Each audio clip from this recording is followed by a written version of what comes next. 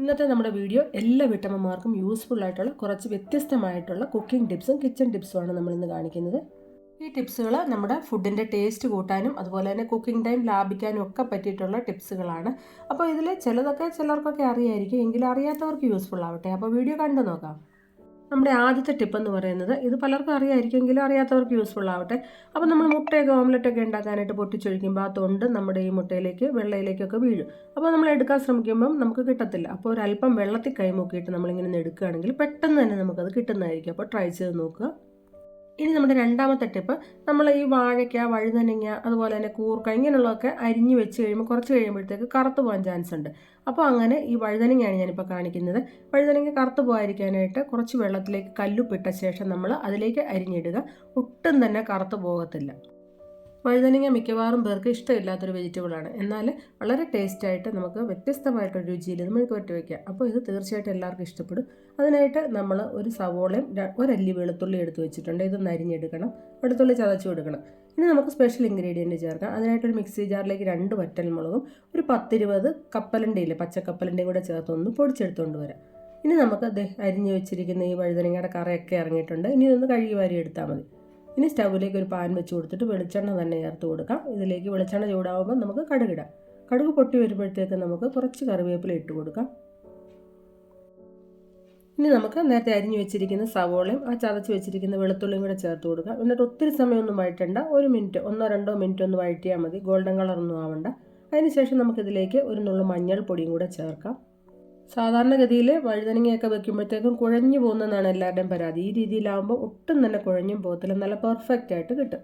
അപ്പോൾ അതേ മഞ്ഞൾപ്പൊടി ചേർത്ത് 1 മിനിറ്റ് ഒന്ന് ഇളക്കിയ ശേഷം നമ്മൾ പൊടിച്ചു വെച്ചിരിക്കുന്ന കപ്പലണ്ടിയും ആ വറ്റൽ മുളകും കൂടെ ചേർത്ത് കൊടുക്കാം. ഇനി നമുക്കിതിലേക്ക് നമ്മൾ നേരത്തെ അരിഞ്ഞു വെച്ചിരിക്കുന്ന വഴുതനങ്ങ ചേർക്കാം. കണ്ട ഒട്ടും തന്നെ കളറൊന്നും ചേഞ്ച് ആയിട്ടില്ല, നല്ല പച്ച കളറിൽ തന്നെ നമ്മുടെ വഴുതനങ്ങ ഇരിപ്പുണ്ട്. ഇനി നമുക്കിതൊരു 5 മിനിറ്റ് ഒന്ന് മൂടി വയ്ക്കാം. പെട്ടെന്ന് തന്നെ വെന്ത് കിട്ടും, ഒരുപാട് സമയമൊന്നും വേണ്ട ഇത് വയ്ക്കാനായിട്ട്. അപ്പോൾ അതേ മൂടി തുറന്നതിന് ശേഷം നമ്മൾ ഉപ്പ് ചേർക്കുകയാണ്. ഉപ്പുവെള്ളത്തിൽ അരിഞ്ഞിട്ടതാണ്, അതുകൊണ്ട് ആദ്യം നമ്മൾ കുറച്ച് ചേർത്തിട്ട് വേണം ഒന്ന് നോക്കാനായിട്ട്. നല്ല കറക്റ്റായിട്ട് കിട്ടും. അല്പം ഉപ്പും കൂടെ ചേർത്തിട്ട് വീണ്ടും 1 മിനിറ്റ് ഒന്ന് മൂടി വയ്ക്കാം. ഇനി ലാസ്റ്റായിട്ട് നമുക്കിതിലേക്ക് ഒരു 1/4 ടീസ്പൂണിൽ താഴെ ഗരം മസാലയും കൂടെ ചേർക്കാം. ഇതും കൂടെ ചേർക്കുമ്പോഴത്തേക്കും നല്ല അടിപൊളി ടേസ്റ്റാണ് നമ്മുടെ ഈ ഒരു മെഴുക്ക് വരട്ടിക്ക്. ഇനി 1 മിനിറ്റിന് ശേഷം നമുക്ക് ഫ്ലെയിം ഓഫ് ചെയ്യാം. നല്ല പെർഫെക്റ്റ് ആയിട്ട് ഒട്ടും കൊഴിഞ്ഞു പോകാത്ത രീതിയിൽ സൂപ്പർ ടേസ്റ്റി ആയിട്ടുള്ള വഴുതനങ്ങ മെഴുക്ക് വരട്ടി റെഡി ആയിട്ടുണ്ട്. ട്രൈ ചെയ്ത് നോക്കുക.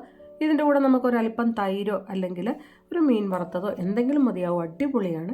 നമ്മുടെ 4ാമത്തെ ടിപ്പ്, നമുക്ക് ഈ റെസ്റ്റോറൻറ്റിലൊക്കെ കിട്ടുന്ന പോലെ നല്ല ഗോൾഡൻ കളറിൽ ഒരു വെറൈറ്റി രുചിയിലുള്ള ഒരു ദോശ എങ്ങനെ റെഡിയാക്കാൻ നോക്കാം. അതിനായിട്ട് അരിയും ഉലുവയും കഴുകി നമ്മൾ ഇട്ടിട്ടുണ്ട്. ഈ കൂടെ തന്നെ ഉഴുന്നും അതിൻ്റെ കൂടെ ഒരു 2 ടേബിൾ സ്പൂൺ പൊട്ടുകടലയും കൂടെ ചേർത്ത് നമുക്കൊന്ന് 3-4 പ്രാവശ്യം കഴുകിയതിന് ശേഷം മൂടി വയ്ക്കാം. ഒരു 4-5 മണിക്കൂറിന് ശേഷം നമുക്കിത് അരച്ചെടുക്കാം. ആദ്യം ഞാൻ അരിയും ഉലുവയും കൂടാണ് അരച്ചെടുത്തുകൊണ്ട് വന്നിരിക്കുന്നത്. ഇനി ഈ ജാറ് കഴുകുമൊന്നും വേണ്ട, ഇതിലേക്ക് തന്നെ നമുക്ക് ഉഴുന്നും ആ പൊട്ടുകടലയും കൂടെ ചേർത്തിട്ട് ഒന്ന് നന്നായിട്ട് അരച്ചെടുത്തുകൊണ്ട് വരാം. ഉഴുന്നും പൊട്ടുകടലയും കൂടെ അരയ്ക്കുമ്പോൾ നല്ല പതഞ്ഞ് പൊങ്ങി വരുന്ന രീതി വേണം അരച്ചെടുക്കാനായിട്ട്, ഒട്ടും തരിയില്ലാതെ. അപ്പോൾ ഇത് നല്ല പെർഫെക്റ്റ് ആയിട്ട് അരച്ചെടുത്തുകൊണ്ട് വന്നിട്ടുണ്ട്. ഇനി ഇത് നമുക്ക് ഇതിലേക്ക് ചേർത്ത് കൊടുത്തിട്ട് കൈകൊണ്ട് നന്നായിട്ട് ഒരു 5 മിനിറ്റ് ഒന്ന് ഇളക്കി മിക്സ് ചെയ്ത് വെക്കാം. ശേഷം നമുക്ക് മൂടിയിട്ട് ഒരു 8 മണിക്കൂറിന് ശേഷം രാവിലെ നമുക്ക് ചൂടാം. നമ്മൾ സാധാരണ തലേദിവസം അരച്ച് വെച്ചിട്ട് രാവിലെ റെഡിയാക്കുന്ന പോലെ തന്നെ. അപ്പോൾ തലേദിവസം നമ്മൾ വൈകുന്നേരം അരച്ച് വെച്ചു. അപ്പോൾ ഇത് രാവിലെ നല്ല അടിപൊളിയായിട്ട് ഫെർമെൻ്റായി വന്നിട്ടുണ്ട്. ഇനി നമുക്ക് ഉപ്പ് ചേർത്തിട്ട് നമ്മൾ സാധാരണ റെഡിയാക്കുന്ന പോലെ തന്നെ ദോശക്കല്ല്, ഇരുമ്പിൻ്റെ ദോശക്കല്ലാണ് നമ്മുടെ സ്ഥിരമായിട്ടുള്ള ദോശക്കല്ലാണിത്. അപ്പോൾ ഇതിലേക്ക് നെയ്യാണ് ഞാൻ തൂത്ത് കൊടുക്കുന്നത്. ഇനി നമുക്ക് സോഫ്റ്റ് ആയിട്ട് വേണമെങ്കിൽ അങ്ങനെ ചെയ്യാം, ഇല്ലെങ്കിൽ ഇതുപോലെ നന്നായിട്ട് പരത്തിയിട്ട് ക്രിസ്പി ആയിട്ട് എടുക്കണമെങ്കിൽ അങ്ങനെ എടുക്കാം. അപ്പോൾ നമ്മൾ ഒരു സൈഡ് പതുക്കെ ഒന്ന് മൊരിഞ്ഞ് വരുമ്പോഴത്തേക്ക് കുറച്ച് നെയ്യും കൂടെ മേൾവശത്തായിട്ടൊന്ന് അപ്ലൈ ചെയ്ത് കൊടുക്കണം. ശേഷം നമുക്ക് ഇതുപോലെ മടക്കിയും എടുത്താൽ മതി. നല്ല അടിപൊളി ക്രിസ്പി ആയിട്ടുള്ള ദോശ കിട്ടും. അപ്പോൾ ബാക്കിയും കൂടെ നമുക്ക് ഇതുപോലെ തന്നെ ആവശ്യത്തിന് ചുട്ടെടുക്കാം. എത്ര എണ്ണം വേണോ അത്രയും നമുക്ക് ചുട്ടെടുക്കാവുന്നതാണ്. ഞാനിപ്പോൾ ഒരു 5-8 എണ്ണം കൂടെ റെഡിയാക്കുന്നുണ്ട്. അപ്പോൾ ഇത് നല്ല ടേസ്റ്റി ആയിട്ടുള്ള, അതായത് ഒരു വെറൈറ്റി ടേസ്റ്റാണ്. നമ്മൾ സാധാരണ കഴിക്കുന്ന ദോശയുടെ ടേസ്റ്റ് അല്ല. ആ പൊട്ടുകടലയൊക്കെ ചേർത്തുകൊണ്ട് തികച്ചും വ്യത്യസ്തമായിട്ട് എല്ലാവർക്കും ഇഷ്ടപ്പെടുന്ന ഒരു ടേസ്റ്റാണ്. അപ്പോൾ തീർച്ചയായിട്ടും ഇതുപോലെ ഒന്ന് ട്രൈ ചെയ്ത് നോക്കുക. സാമ്പാറോ ചമ്മന്തിയോ ഒക്കെ കൂട്ടി കഴിക്കാനായിട്ട് ഈ ദോശ പറ്റും. അപ്പോൾ ഇനി നമ്മുടെ 5ാമത്തെ ടിപ്പ് എന്ന് പറയുന്നത്, നമ്മൾ മല്ലിയിലൊക്കെ വാങ്ങിച്ച് കഴിഞ്ഞിട്ട് നമ്മൾ എത്രയായാലും സ്റ്റോർ ചെയ്ത് കഴിഞ്ഞാൽ കൂടി വന്ന ഒരാഴ്ച അല്ലെങ്കിൽ 2 ആഴ്ച കഴിയുമ്പോൾ അത് വാടിപ്പോകും. അപ്പം ഒരു 3 മാസമെങ്കിലും വാടിപ്പോകാതിരിക്കാനുള്ള ഒരു അടിപൊളി ടിപ്പാണ്. ഇതൊരു ഫ്രണ്ട് പറഞ്ഞു തന്നതാണ്. അപ്പോൾ നമ്മളിതുപോലെ മല്ലിയില അതിൻ്റെ ആ ഒരു വേരുഭാഗം കട്ട് ചെയ്തതിന് ശേഷം ഇതുപോലെ ഒരു ബോക്സിലോ വല്ലതും ആക്കിയിട്ട് ഒരു മുട്ട നമ്മളിതിൻ്റെ നടുഭാഗത്താക്കി വെച്ച് കൊടുക്കുക. അതിന് ശേഷം ബോക്സ് അടച്ചിട്ട് നമുക്ക് ഫ്രിഡ്ജിൽ സ്റ്റോർ ചെയ്യുക. ഒരു 3 മാസം 4 മാസം വരെ ഈ മല്ലിയിലയ്ക്ക് യാതൊരു പ്രശ്നവും വരില്ല, നല്ല ഫ്രഷ് ആയിട്ടിരിക്കും. ഇനി 6ാമത്തെ നമ്മുടെ ടിപ്പ് എന്ന് പറയുന്നത്, നമ്മൾ സാധാരണയായിട്ട് സാമ്പാറൊക്കെ വെക്കും, അപ്പോൾ അതിൻ്റെ ടേസ്റ്റ് കൂട്ടാനായിട്ട് പറ്റിയിട്ടുള്ളൊരു ടിപ്പാണ്. നമ്മൾ പരിപ്പ് തലേദിവസം കുതിർത്തി ഇട്ടിട്ടുണ്ട്, അത് നന്നായിട്ട് കഴുകി വെച്ചിട്ടുണ്ട് ഒന്നുകൂടെ. അപ്പോൾ അതിലേക്ക് നമ്മൾ മത്തങ്ങ ഇല്ലേ, ഈ മത്തങ്ങ ഒരു 5-6 കഷ്ണം ചേർക്കുകയാണെങ്കിൽ സാമ്പാറിന് നല്ലൊരു ടേസ്റ്റാണ്. മത്തങ്ങ ഇല്ലാതെ വെക്കുന്നതും മത്തങ്ങ ചേർത്ത് വെക്കുന്ന സാമ്പാറിന് തമ്മിൽ തികച്ചും വ്യത്യസ്തമായിട്ട് ഒരു പ്രത്യേക രുചി കൂടുതലാണ് ഇങ്ങനെ മത്തങ്ങ ഇട്ട് വെക്കുമ്പോൾ. അപ്പോൾ നമ്മൾ മത്തങ്ങയും പരിപ്പും കൂടെ വെള്ളമൊക്കെ ചേർത്ത് ഇതേ കുക്കറിലേക്ക് ഇട്ടിട്ടുണ്ട്. ഇനി നമ്മൾ 1 ടീസ്പൂൺ നെയ്യും കൂടെ ചേർത്ത് ഇതൊന്ന് വേവിക്കുകയാണ് കേട്ടോ. ആദ്യം ഇങ്ങനെ ഈ ഒരു പ്രോസസ്സ് ചെയ്യുകയാണെങ്കിൽ നമ്മുടെ സാമ്പാറിന് നല്ല അടിപൊളി ടേസ്റ്റ് ആയിരിക്കും, മത്തങ്ങയും പരിപ്പും നെയ്യും കൂടെ. അപ്പോൾ അത് നന്നായിട്ട് വെന്തൊക്കെ വന്നിട്ടുണ്ട് 3 വിസിലടിച്ചപ്പോഴത്തേക്ക്. ഇനി ബാക്കി വെജിറ്റബിൾസ് നമ്മൾ ഇതിലേക്ക് ചേർത്ത് കൊടുക്കുകയാണ്. എന്നിട്ട് 1-2 വിസിലൂടെ അടിച്ചു കഴിയുമ്പം നല്ല അടിപൊളി സാമ്പാറാണ് കിട്ടുന്നത്. ഇനി നമുക്കിതിൽ കടുക് താളിച്ചാൽ മതി.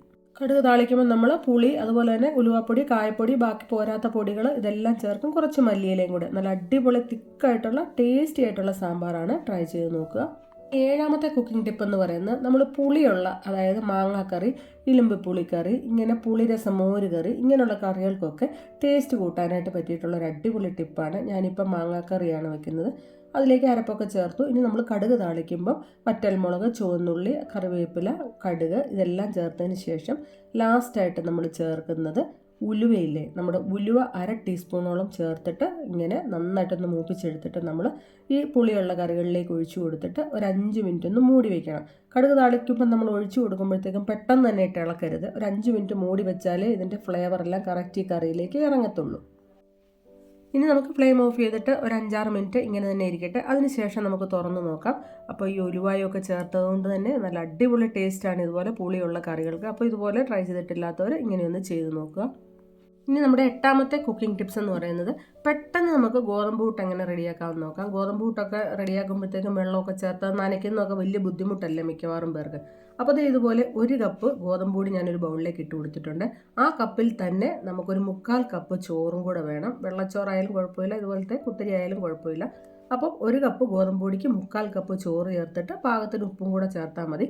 ശേഷം നമുക്ക് കൈകൊണ്ട് ഇതുപോലെ നന്നായിട്ടൊന്ന് മിക്സ് ചെയ്യാം. അതിനുശേഷം നമുക്ക് കുറച്ചായിട്ട് മിക്സി ജാറിലിട്ടൊന്ന് പൾസ് ചെയ്തെടുത്താൽ മാത്രം മതി. ഒരുപാട് അങ്ങ് കറക്കണ്ട, പെട്ടെന്ന് ഇങ്ങനെ പൾസ് ചെയ്ത് മാത്രം എടുത്താൽ മതി. നല്ല പെർഫെക്റ്റ് ആയിട്ട് നല്ല സോഫ്റ്റ് ആയിട്ടുള്ള പൊടിയായിട്ട് നമുക്ക് കിട്ടും. ഇപ്പോൾ രാവിലെയൊക്കെ നമുക്ക് എപ്പോഴും അരിപ്പുട്ടൊക്കെ കഴിച്ച് മടുത്തിരിക്കുമ്പോഴത്തേക്ക് ഇതുപോലത്തെ ഗോതമ്പ് പുട്ടൊക്കെ പെട്ടെന്ന് നമുക്ക് റെഡിയാക്കാൻ പറ്റും. അതുപോലെ തന്നെ അരിപ്പുട്ടിനെക്കാട്ടും കുറച്ചും കൂടി നല്ലൊരു ടേസ്റ്റാണ് ഗോതമ്പ് പുട്ടിന് തേങ്ങയൊക്കെ ഏറെ ചേർക്കുമ്പോഴത്തേക്ക്. അപ്പോൾ അതിന് നമ്മൾ പെട്ടെന്ന് തന്നെ ഗോതമ്പ് പുട്ടിൻ്റെ പൊടിയൊക്കെ റെഡിയാക്കിയിട്ടുണ്ട്. മിക്സി ജാറിലിട്ടൊന്ന് പൾസ് ചെയ്താൽ മതി. ഇനിയിപ്പോൾ എന്തായാലും നമ്മൾ സാധാരണ പുട്ട് റെഡിയാക്കുന്ന പോലെ തന്നെ തേങ്ങ അല്പം കൂടുതൽ ചേർക്കുന്നത് നല്ല ടേസ്റ്റ് കൊടുക്കും ഈ ഗോതമ്പ് പുട്ടിന്. അപ്പോൾ നമ്മൾ വെള്ളമൊക്കെ തിളയ്ക്കാനായിട്ട് കുക്കറിൽ വെച്ചിട്ടുണ്ടായിരുന്നു. ഇനി നമുക്ക് പുട്ട് റെഡിയാക്കി എടുക്കാം. അപ്പോൾ 1 കപ്പ് ഗോതമ്പ് പൊടിക്ക് എനിക്ക് 5 ചിരട്ട പുട്ടാണ് റെഡിയായി കിട്ടിയിരിക്കുന്നത്. അപ്പോൾ നല്ല ടേസ്റ്റ്, നല്ല സോഫ്റ്റ് ആയിട്ടുള്ള പുട്ടാണ്. അപ്പോൾ നമ്മളിതൊന്ന് ഇങ്ങനെ പാത്രത്തിലേക്ക് ഇടുമ്പോൾ അല്പം ഒന്ന് തണുത്തതിന് ശേഷം ഇടാനായിട്ട് ശ്രദ്ധിക്കുക, ഇല്ലെങ്കിൽ പൊടിഞ്ഞു പോകാൻ ചാൻസ് ഉണ്ട്. അത്രയും മാത്രമേ ഉള്ളൂ. പൊടിഞ്ഞാലും കുഴപ്പമൊന്നുമില്ല, നല്ല രുചിയല്ലേ, നല്ല സോഫ്റ്റുമാണ്. കടലക്കറിയോ ചിക്കൻ കറിയോ പഴവോ ഒക്കെ കൂട്ടി കഴിക്കാൻ നല്ലതാണ്, വെറുതെ കഴിക്കാൻ അതിലും ടേസ്റ്റാണ്.